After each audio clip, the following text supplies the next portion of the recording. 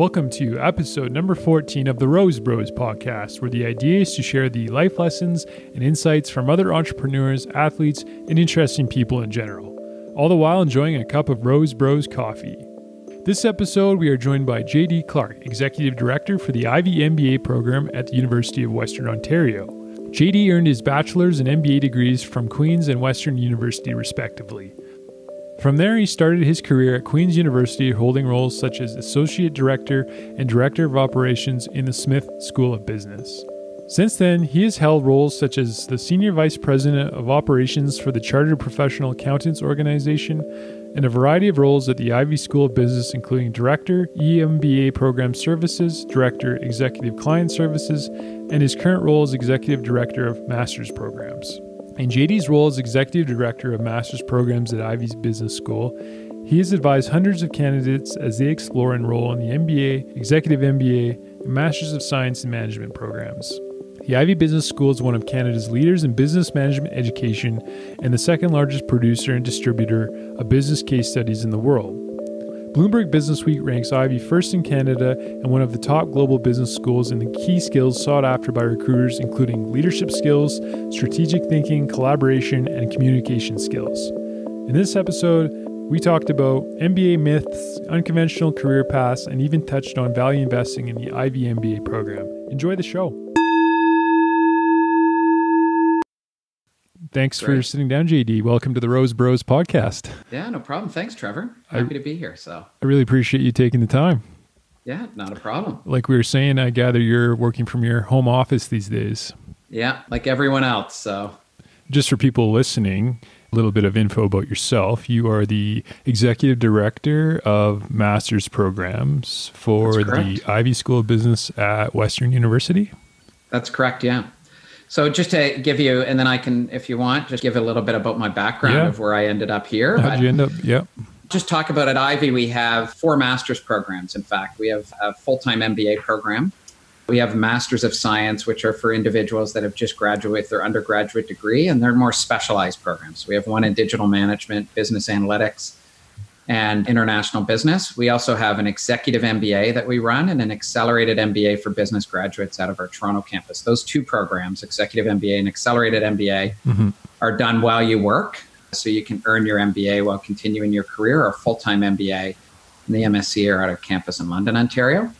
I mean, as far as how I ended up here, I think one of the things as I talk to people in their career path is you never know. Yeah. It's so important as you meet people and interact with people, you never know the impression that you make on somebody and how that will impact your career. And I think as I look back on my career, different moves that I've made, it's really been about the networking piece, but the networking not in a purposeful way of looking for a job. It's just meeting individuals and making an impression. And so I think that's really important. So how I got started in this is I went to Queen's University in my undergraduate degree. I have a history degree in my undergrad. And I part-time when I was going through university in the summer months, I worked 2 summers for a marina. Cool. So pumping gas, cleaning boats. And one of the individuals that had a boat in the marina was a faculty member at the business school at Queen's. And he had said to me, if you're ever looking for a job, you should let me know. I run this executive program at Queen's and we're always looking for summer students. So the next year, the marina went out of business. To date myself, this was in the recession in the 90s. Yeah. And so the marina went out of business. It's April. You're looking for a summer job, probably a very similar position that a lot of people are in now. Right. Summer jobs that fall through. So I went to see him and he said, look, I'll find a role for you. So I worked for a couple of years in my undergraduate degree for the School of Business and was offered a full-time job when I graduated. So as someone from a history background, being offered a full-time job in a recession, I was pretty happy about that. So I spent 10 years at Queen's School of Business. My last role there was Director of Operations for our Executive MBA, as well as full-time MBA and Executive Development programs. At that time, my wife and I, she was from Kingston originally, and kind of had this feeling of, I'm afraid I'll grow, the place I grew up, I'll stay here forever. We never had that opportunity growing up to travel, do exchanges or anything else. So she was working at the university at the time too. And we quit our job and I went and worked for a business school in Slovenia. which is in the former Yugoslavia. Yeah. That was a fantastic experience. We had a young daughter at that time who joined us. And I think that's a real defining experience to kind of take risks and go out of your comfort zone. And so traveling, working internationally, learning very quickly about different cultures and how business is done. Even little things, I always tell a story of when you give employees feedback there or talk to anybody, they like it direct. Where in North America, we're trained to give positive, negative, positive. Right. There, they just hit me, right? Like they're very direct. So you had to really sort of, I think I learned a ton, but also gave me a great opportunity to travel. And then I came back to Canada after a couple of years, and then I worked in our executive MBA program at Ivey. That was the job I came to in Canada. I did my MBA while at Ivey. Okay. And then I spent 6 years at Ivey. I was running the executive MBA program, and then left Ivey for 4 years to join CPA Ontario as their vice president of operations and working on the unification of the accounting profession. Cool. So that was a great experience. And then I came back to Ivey, my role in the last 5 years. So I think as you kind of go into your career, I always say to people, you got to make sure that first you really, really make a conscious effort to leave a memorable impression, but I have a sign in my office that I frame that says, work hard and be nice to others. Yep. And I think if people are committed to the work that they do, but also really take care of those relationships around them is incredibly important. And be nice to others doesn't mean you agree with people all the time, but it's being respectful and communicating respectfully is really important. I think the other thing is sometimes I had somebody say to me once when I was working with Queens, and I worked for 10 years, and he said, you know what, I'm afraid you'll never take risks and play it safe. And sometimes you have to take risks in life, and that's how you learn about what you like to do. Taking risks and getting different experiences you learn a lot from. And I think that's really important to kind of consider. And as you go in your career, you start to, those different experiences shape you in deciding what's really important to you. But the only way to get there is to just experience different things. Absolutely. So I think you always, and especially as people are in the beginning part of their career, when it's a little bit easier for you to be mobile. Like I look at when I went over to Slovenia, although I owned a house, didn't have school-age children. Yeah. It was easy to do it. It would be a lot harder to do now. Right. And so sometimes as you think in your career, you have lots of time. It does go quick. Yeah. And as you go further in your career, it becomes much more complex to be mobile and do different things. So that's sort of the story of where I end up. What I love about what I do is you really make an impact in people's lives, and people go on to, a lot of people that do an MBA program are individuals that are really investing in themselves. If I look back on the years, there's some amazing transformative experiences that people have had. I bet. Not only career-wise, but also personally as well. And I think that's really satisfying. And in a way, you're in the dream business and you're making those dreams come true. And it's really satisfying in that way. Do you ever pick up the paper in the morning and read about a student that you may have forgot about, and only to find out there's some successful person now or leader of a business? Oh yeah, I think all the time. And you know, at one time it used to be the newspaper. Now it's LinkedIn. Yeah. Right. And to see what people have done and where they've gone and everything else. And yeah, it's really interesting. One of the things we're doing at Ivey, which is great now, is as we go through, anybody that's in school right now, you're living sort of a live generational situation. Absolutely. Right? That you're going to be, I think as generations come through, I think about my grandparents who met in the wartime, you know, in World War II and went on. The war really defined them. And I think we're in a situation that's going to define us as generations. And no matter where you are in your stage of life, living through this period, but being in university in a time like this is a really unique opportunity because, and what we're doing at Ivey is we're having these moments where we're bringing in guest speakers and they're joining us by Zoom and different technologies. And they're talking about their business and the impact that is going on and how they're adjusting to it. And it's really alumni that are coming in and talking. And they talk about what's happening, but also talk about the impact on their education, on how they're adapting towards this. It's great to see stories. It's also great to see individuals that have sometimes, because I think people look at an MBA or going back to school as like that first job afterwards, and that becomes important, but it's really an investment in your career. Yep. And so sometimes the best stories are the ones of not as much, back to your point, reading a paper and see what's happened. It's how their careers evolved, which is really neat. So, because you probably meet hundreds, thousands of students over the years. And I'm sure there's been some pretty successful people that have turned out from the MBA, and you connected to all those people. Yeah. Yeah, it's great. As far as trends go for students and businesses after they're finished school, what have you noticed throughout the years as far as careers and business trends? And what I've noticed is that I think there's a lot more non-traditional career paths people go through. And I know that word non-traditional might seem, but at one time people would come in and do an MBA program and they go into consulting or finance or maybe consumer packaged goods. And what you're seeing now is a lot of individuals, and I think there's more of an appetite for individuals to really consider creating value for themselves, right? That entrepreneurial spirit. Yeah. So I think that you see a lot more of individuals thinking about career paths that are much more varied and much more diverse. And the most of the areas that you see is really individuals that may not be after they first graduate, but I really want to create value for myself. And where it goes. I think it depends on the programs too. Like that's more of the MBA program where people decide on different career paths. I think you're seeing more and more trends towards what other career paths are happening. So if I think about our MSc program where people come out, that business analytics stream has become much more important because of the data that's out there and how rich the data is. Yep. And then as I think about our executive MBA program, there's a lot of individuals doing that program over the years. It used to be people that were with big organizations wanting to move up to that VP level or the C-suite. And so this was a way for them to make themselves more competitive. As you're seeing individuals coming in that are entrepreneurs that have grown a company, want to grow it more. You're seeing individuals that are doctors, lawyers, dentists, chiropractors that are coming back. And they are individuals that go through schooling with no business training.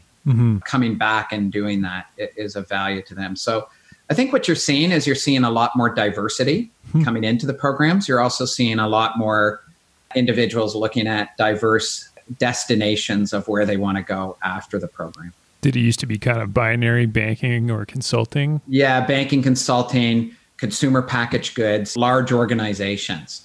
And now you're seeing it much more a variety in where people want to go. The Ivey program's fairly international. Do you find that geography plays a big role in where in industries people end up in? Yeah, I think most of our graduates will end up in Canada, and that's mostly because that's their choice, right? They sometimes have partners in Canada, family ties in Canada, want to grow their career in Canada.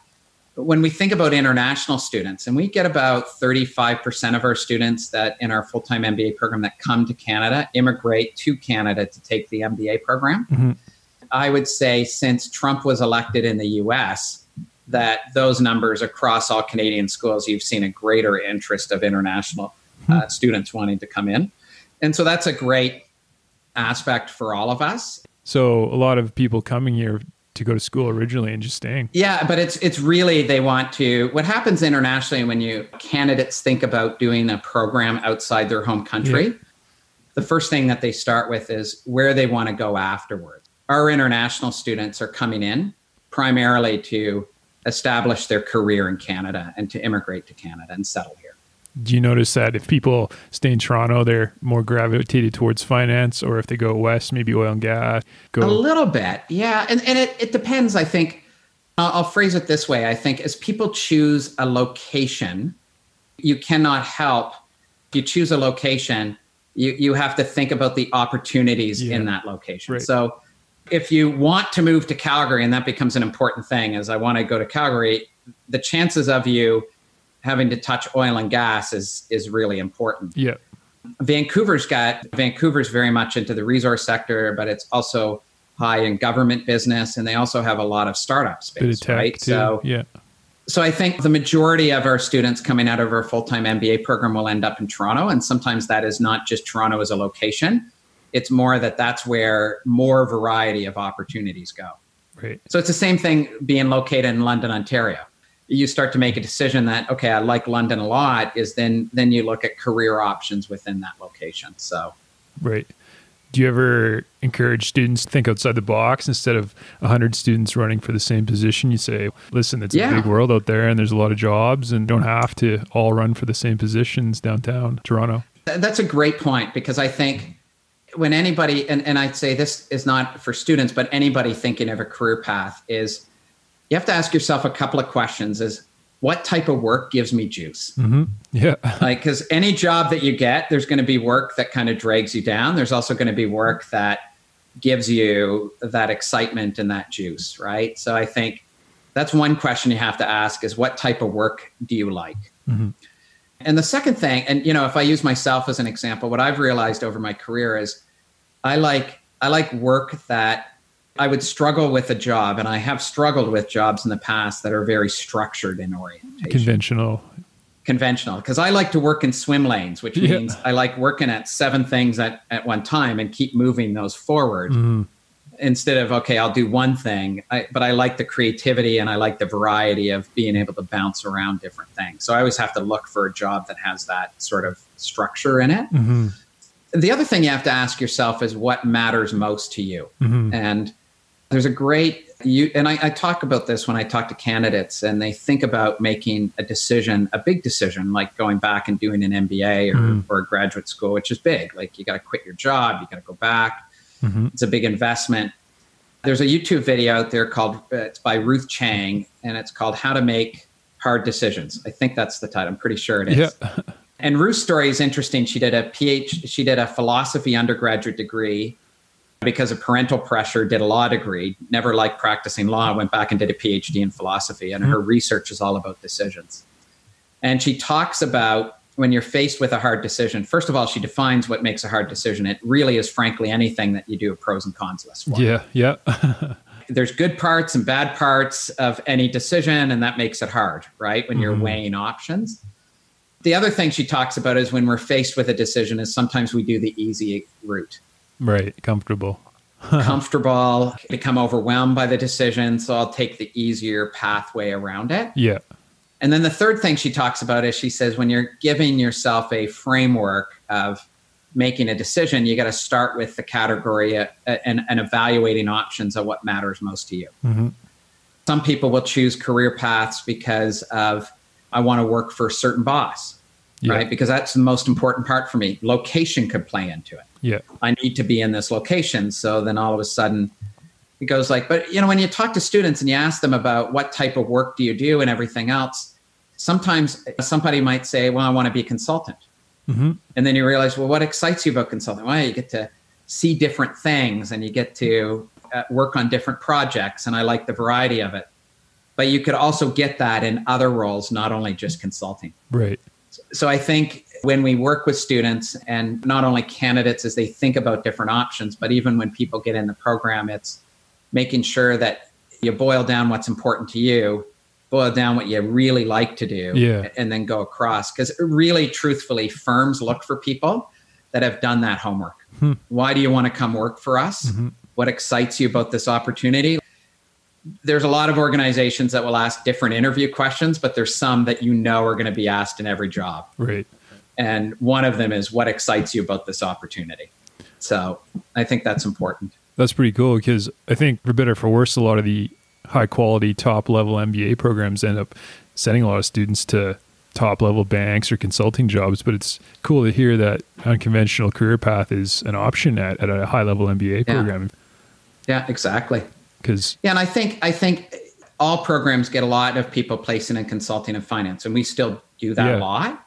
And the reason is because they hire a lot of their talent coming into the organization from business programs, right? Whether it's undergraduate or MBA. But it's not, if you're not interested in those opportunities, it's not a reason not to do an MBA, if that makes sense. Yeah, exactly. So if you look and say, well, an MBA only places you in consulting or finance, first of all, that's not true. Yeah, exactly. The majority of people go there because there's lots of, first of all, finance employs a lot of people. But even if you look at those buckets, there's people that do different things in there. Right. So if you look at a financial institution, you got people on the buy side, the sell side, you got retail side, you've got people in marketing roles. The banks are becoming technology companies now. So there's a ton of roles within those industries. Looking back through the years, if you've had so many students come through, have you noticed any traits amongst certain students that have really set them up for success? Yeah, I think I'll go back to that poster that's framed in my office that's work hard and be nice to others. Okay. And I think the work hard is, and people have to remember when they go through an MBA program is they're doing two things. They're earning the degree, but they're also earning a network. Mm-hmm. And I think the most successful ones that I see are the ones that are engaged in the process. Doesn't necessarily mean that they're the top marks in the class, but they're engaged in the classroom environment, really committed to learning. And learning as a commitment isn't getting the highest marks. It's sometimes about your own personal development. Somebody said to me, good advice when I was doing my MBA, he said, don't worry about the marks, focus on the learning, the marks will come. Right. And I think that's a really good insight is like start focusing on your own personal learning. And that goes a long way. And I think making sure that you're developing that network, because as you go into your career and do the career, that network's important. And what's amazing with technology now, and you think about LinkedIn and social media, it's very easy to see who's connected to who. Yeah. and I know this happens with executive recruiters and people that are hiring is they'll see your LinkedIn profile, they'll see who you're connected with, and sometimes they reach out, say, do you know this person? Do you have any feedback or anything else? And you want to make sure that you make sure you nurture that network. So I think it's that having that community mentality, making sure that network is developed is incredibly important. The students that are hyper competitive are the ones where maybe, and this is, and again, I would say, never look at something on the short term, look on the long term. So students that are hyper competitive coming in, and doesn't matter. It could be students, people in the workplace. There is those short term gains, right? I look good in this project, or I look good, gotten great marks here because I'm ultra competitive. But the long term, it really catches up. Interesting. So, any standout students stood above the rest, ultra successful students throughout the years that you can think of? I think, and I won't share names just for confidentiality, but I'll share stories, which I think are... a Richard Branson or something like that? I think... I'll share, we had a student a couple of years ago that went through a program that grew up in rural Saskatchewan. Okay. Taught in a Hutterite community. So Hutterites are very much they're very common in the prairies, but very much like a Mennonite community. Yep. And taught in a one-room schoolhouse. Okay. And realized, teaching's not really for me, but always took an interest in finance. Worked on a CFA while teaching in a one-room schoolhouse and everything else. Came back and did an MBA and's got a great job at RBC. Huh. I think I read about that guy. Yeah, he was in Financial Times. He had an article in Financial Times about him. And I think those sort of transformational experiences are sort of the best stories.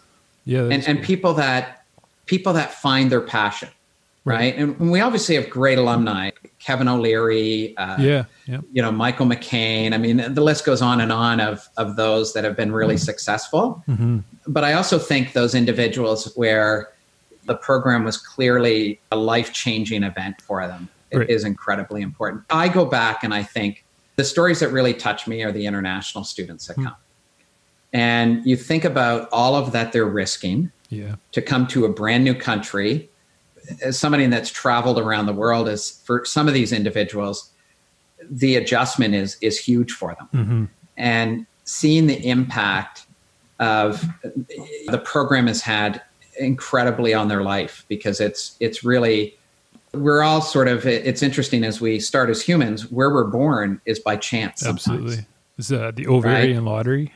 Yeah, it is, right? So it's not and then you kind of develop your circumstances as you go. Mm-hmm. And I think about those international students when you hear of them getting their Canadian citizenship and buying their first house in Canada. Mm-hmm. Sometimes even getting a license in Canada. Yep. Those are some really touching moments. Doing an MBA program, how much do you think of it is learning technical skills versus the building confidence and building your network? Yeah, I would say, so here's how I'd answer that. The technical skills are important, but any program is going to deliver them. Mm-hmm. And in fact, you could probably develop those. You could learn those technical skills on YouTube. Right. So knowledge now is a commodity. And so if I think about before the internet, I started my career when the internet was dial-up and pretty spend 17 hours downloading one song. But now what's happened is knowledge is a commodity. So if you wanted to learn how to do discounted cash flow, you can go online and find a video that will describe it just like you would in a classroom or a book. Yep. That's sort of an important thing to kind of remember, is that that aspect of it is there. You're going to pick that knowledge. If you want to learn about discounted cash flow before the internet, you had to go to an MBA program and have somebody walk you through it. A little harder. Or a little harder. Yep. But now those barriers are down. So then those soft skills that you develop around it becomes more important.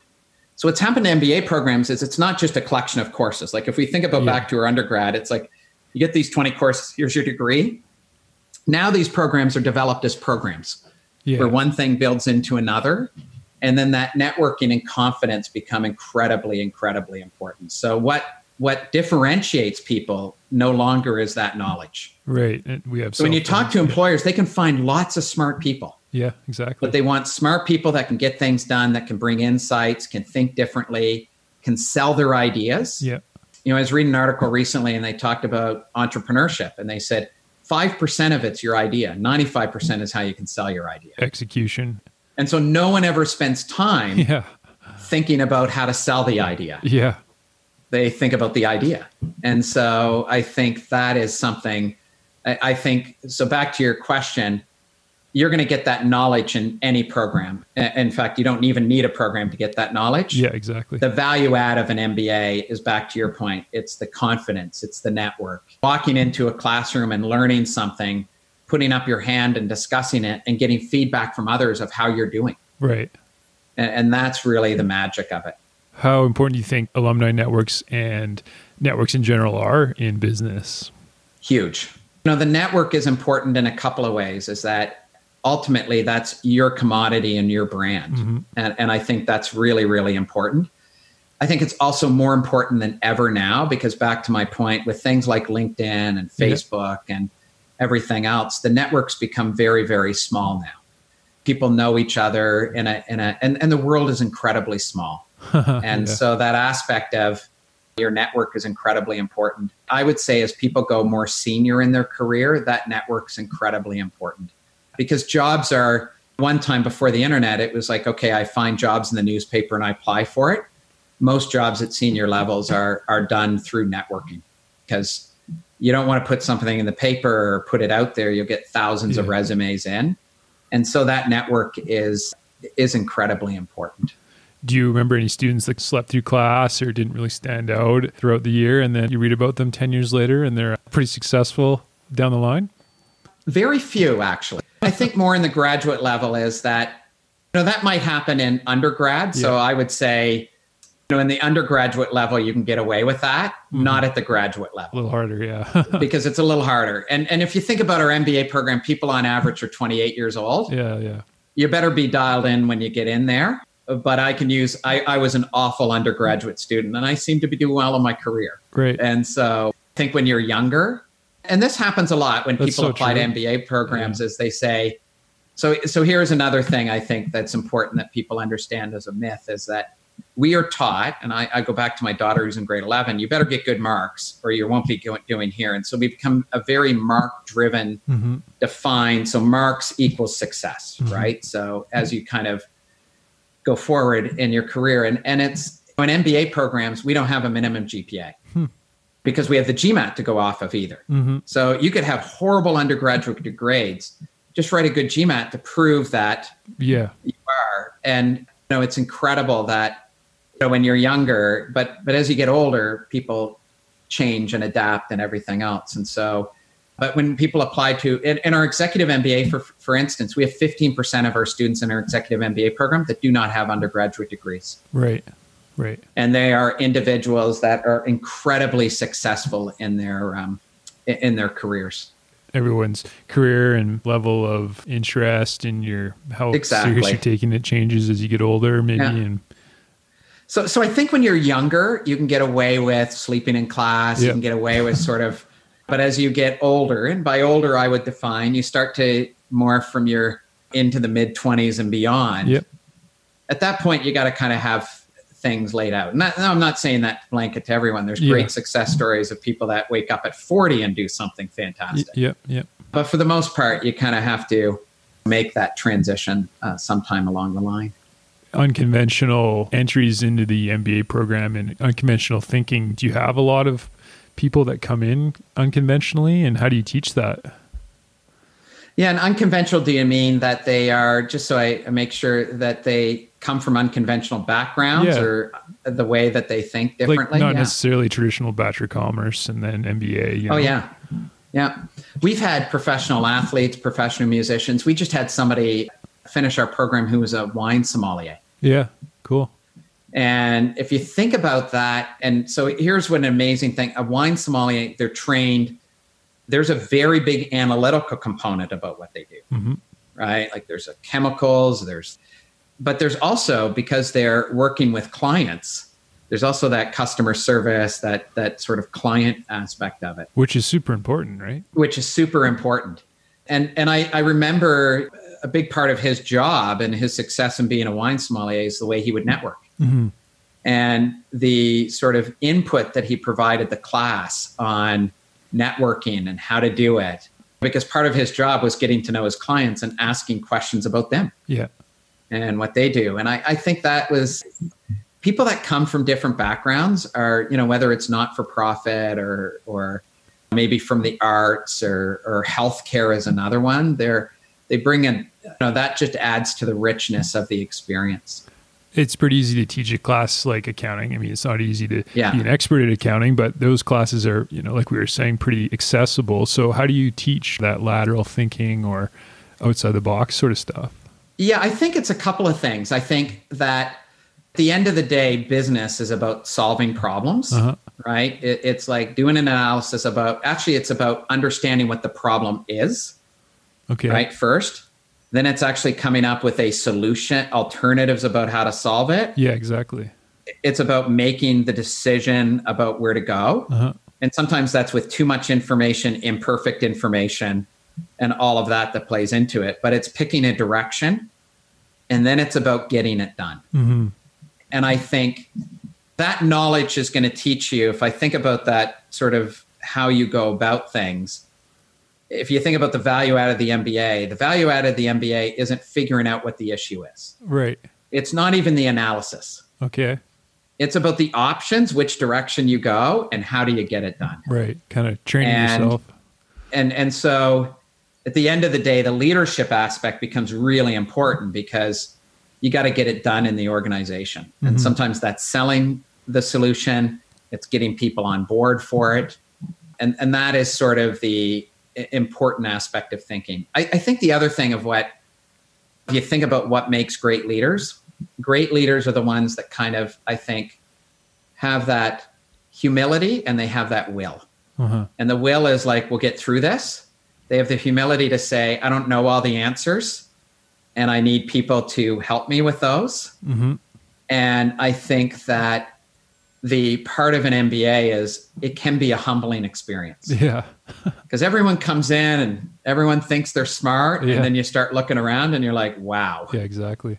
And so that humility aspect is pretty important as well. So you're running a full-time master's program, obviously, and you've got a family and stressful times outside of work. What else do you do? How do you relax? How do you recreate? That's good. So I would say what I like to do is I like to do projects around the house. Okay. So I like to work with my hands. I live in a neighborhood where there's a lot of builders. And so sometimes what I do is help them with projects and learn and everything else. We live outside of London. It's more of a rural area. So we have a big property. And so I like working on the property and doing gardening and everything else like that. But I think for me, it's that aspect of doing different. So I like to keep a list of projects to do around the house and tinker that way and spend time outside. It's hard. I used to golf a lot, but hard with kids to say, okay, here's 5 hours to do. I don't play sports as much, but avid sports watcher. So I love the Maple Leafs. So I'm struggling with nothing. This is sort of the best. This is the best window for sports, right? Because you have spring. You always have. Yeah, you have hockey playoffs, you have NBA playoffs, you have baseball starting. Yeah. You start to get into the NFL later in the summers with training camps and stuff. Yeah. So you have the Masters. There's tons of stuff that happen in this time frame. So missing that has been a big part. So, yeah. Being a Leafs fan, it was a rough season, obviously. Yeah, it was. So, yeah. We don't have to talk about that. It was an up and down, right? You'd think they'd turn it around and then they'd go into a funk. And yeah, they have some work to do with the roster, I think. So, did you play hockey growing up? Are you a hockey player? Never. Yeah, Okay. but just a big fan of it. So, yeah, love watching it. How's your kids in school dealing with not being in school? Are they online learning or? Yeah, so they're online learning. So they, we were going into March break. Yeah. Then March break was extended another 2 weeks, and not much happened in those 2 weeks. I would say, I'm trying to think. First, I guess about a week now. They're in the second week of sort of doing some online learning. Right. So I think, it is what it is. And I mean, the good thing is, I think what you're not in a position for is saying no to the kids. Everyone's been good about everyone staying at home and everything else. And so you're not in a position where the kids, you have to say no, that they can't spend time with their friends because everyone is kind of doing it, right? So that temptation is away.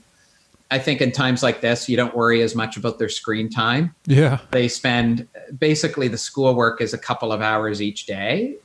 My daughter, who's 16 in grade 11, she likes to get it done right away so she can have the rest of the day. Mm-hmm. And the other one likes to do it in the afternoons and have the morning, who's in grade 4, and have the morning to herself. So we're adapting to it. I think the teachers are trying to figure it out as well. Mm-hmm. But the teachers been really good. Like they have office hours where you can call them. They want to make sure that the learning isn't disjointed. But I think for everyone, no matter if you have kids or not, I think what we're all dealing with is you just don't know when this is going to be over and how it's going to end. So that uncertainty and it's not just because of COVID. It could be anything in your life. It could be if people are in transition or unemployed. That uncertainty of what next is always the most difficult part. What's your opinion of the online learning and kids learning at home right now? Do you view it as a positive? I think it's, if I look at the role of online learning. Is it like a lost semester or? There are some aspects that it is. Again, you're missing that social infrastructure of things. You're missing some of that hands-on learning or exercises. Basically, all that's happening is you're pushing out knowledge. Yeah. Right. So if you think about, I'm a big proponent that online learning will never replace the classroom. It is meant to enhance the classroom environment. Right. Because people are coming in with different knowledge bases. So if you think about my daughter that's in grade 4 math, if you look at my daughter was born in September, you look at somebody born in January, February.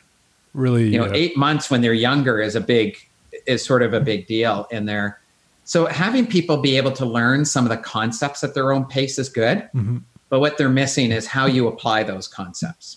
And also the social infrastructure that happens with school, right? It's seeing your friends. It's, that aspect is definitely missing. But again, if I think back in my career, and I was talking to my neighbor about this, said, did you ever think in your career you'd ever experience anything like this? I said, never. Yeah. And I think back about situations like the 2008 meltdown. I think back about September 11th.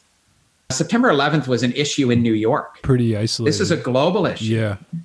And 2 weeks ago, it was about 2 weeks ago, I was talking to a candidate in India who said, can I call you back? Our prime minister is just on the TV. Yeah. And I looked at the TV in my office that was on mute.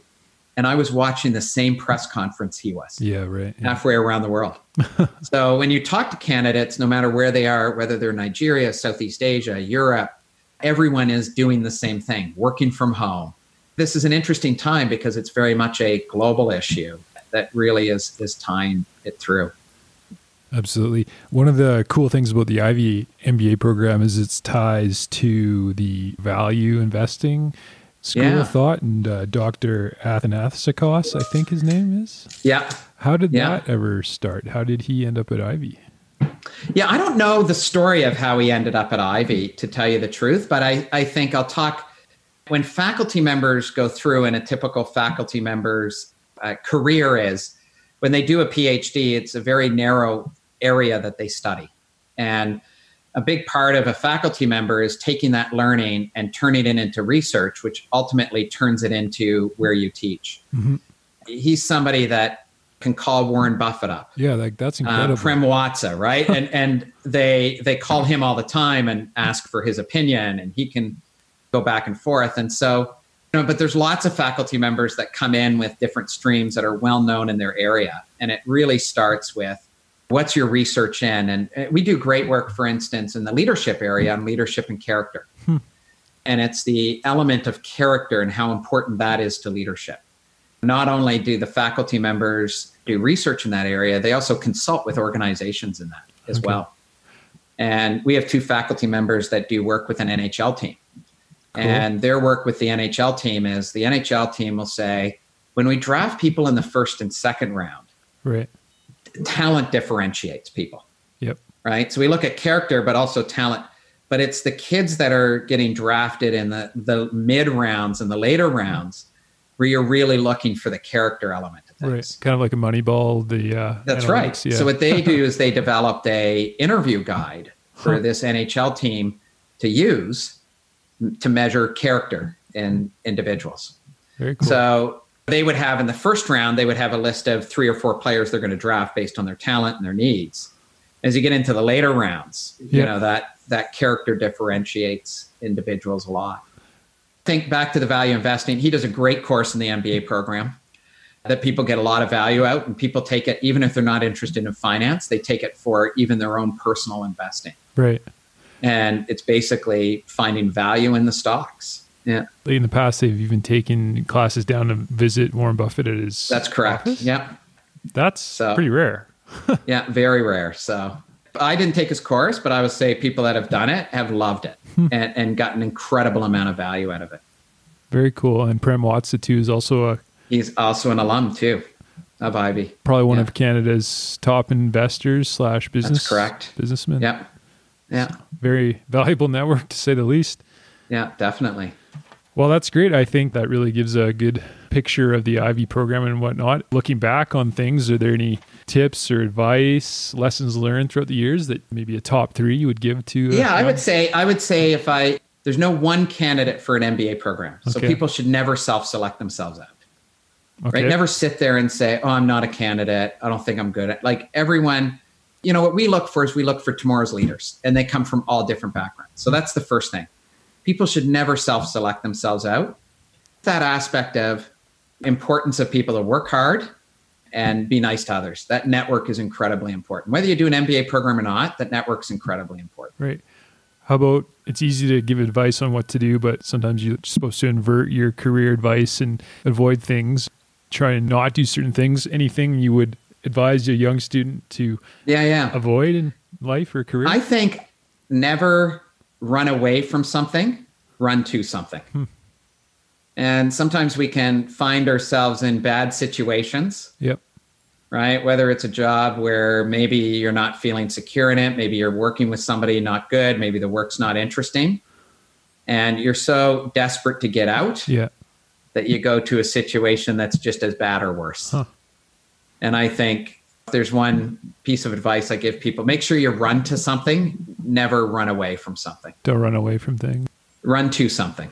Okay. So interesting. Well, that's awesome. I really appreciate you taking the time and going over your thanks so much. Career and whatnot. We'll wrap things up here and leave it at that. Hey everyone, thanks for listening. Hopefully you enjoyed the show. If you liked what you heard, head over to rosebros.ca where we will have upcoming episodes. You can also find our coffee and chocolate there, where we plant one tree for every bag or bar sold through our partnership with One Tree Planted, a non-for-profit organization focused on global reforestation. Otherwise, until next time, happy coffee drinking.